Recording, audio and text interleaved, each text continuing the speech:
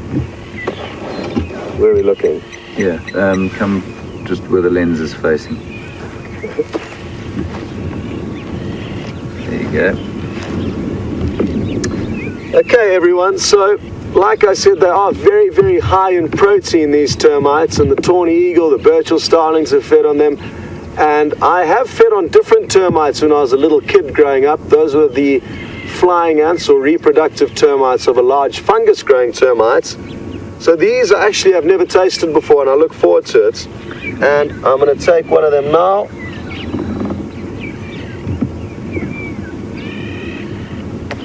And I guess you could say this is research in a way, and there are lots of them. And I'm sure the Burchell starlings won't mind if I just have this one individual. So here goes.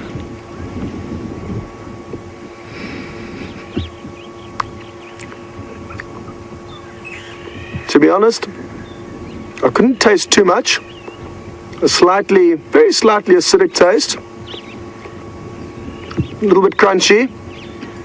All in all, highly nutritious meal though, and now I don't need breakfast when I get back to camp.